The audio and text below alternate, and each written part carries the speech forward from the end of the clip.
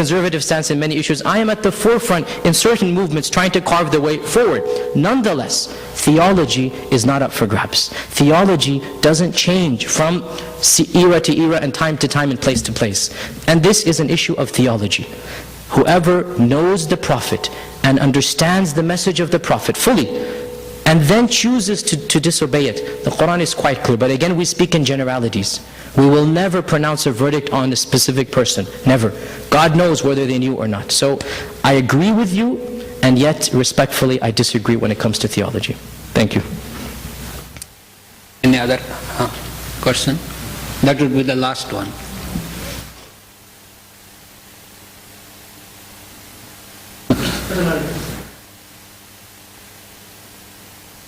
Thank you for the presentation.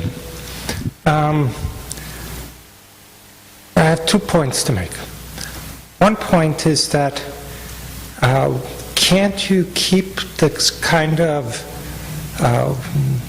orthodoxy with something a little bit less than sending all the other ones to hell?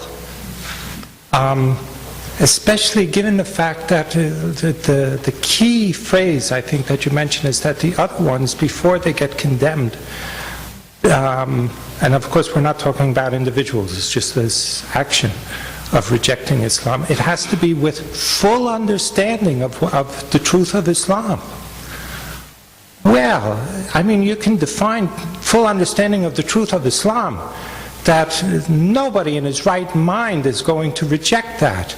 I mean, if they reject it sincerely, then clearly they haven't understood the truth of Islam. Because if they understood it to be true, they wouldn't be rejecting it. If you do that, then you could say that, well, so then the vast majority of Christians and Jews and whatever, they can still be saved, even though they rejected Islam, because they didn't understand the full truth of Islam. Well, I don't think we disagree, because again, I'm talking about paths and not individuals. Yeah. I think we agree on this point. But then you could say that, well, then what about the path that this person is following, which is other than Islam, but it doesn't involve a rejection of the truth of Islam? Could another path that has elements of Islam in it not bring somebody closer to God? Of course, other paths will bring them maybe closer to God, but they are not the correct path, or the Sirat al-Mustaqim. That's the Quranic message. So it's not a black and white either or. There is one path that definitely leads to salvation. Other paths don't necessarily get to that level, but they might get to other levels. And God in His mercy might forgive people who have taken those other paths. But all right, it could get to other levels. Could those other levels be considered levels of felicity? I mean, like if heaven has 8 different... It's not a matter of assigning levels based upon paths. Those are assigned based upon individual faith and actions. Once again, we're talking about paths, and the religion of Islam claims to be the only path to God. Now, as I said, the exceptions exist. Those exceptions will remain exceptions, and God will grant them to however millions or billions of people He wants. But in terms of paths to God, I cannot find the Quran telling me that there are multiple paths to God. And I don't think this has been the standard and dominant position of all of the theological schools of Islam. Okay, thank you. Well, I have permission to take one more, so Professor Madigan, you are lucky one, and the last one.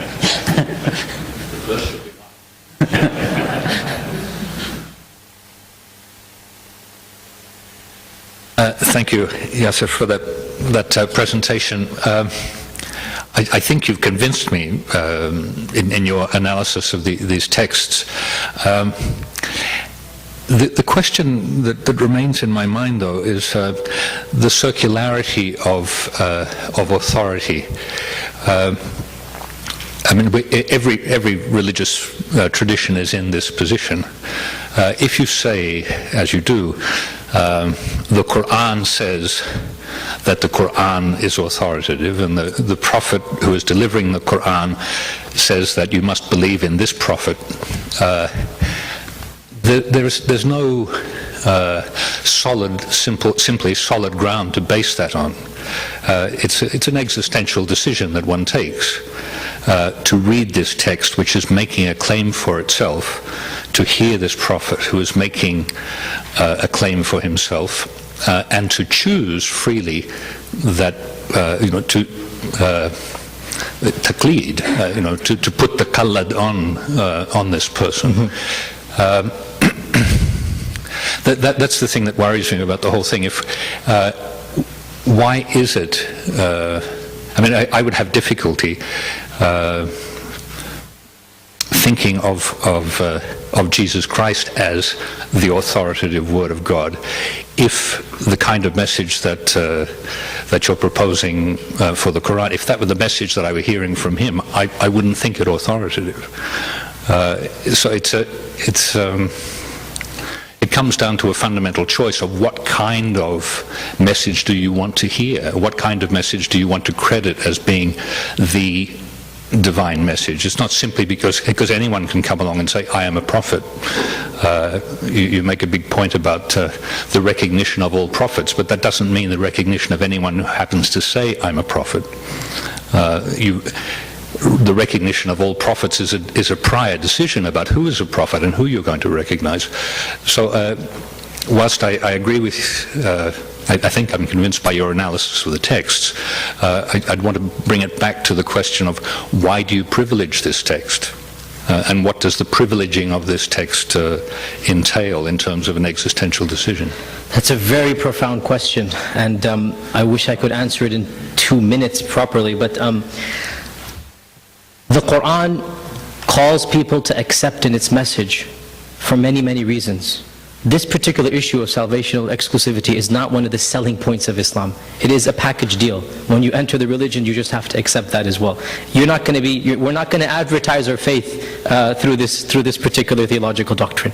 But we do advertise our faith primarily through the concept of God and monotheism, primarily through the names and attributes of God.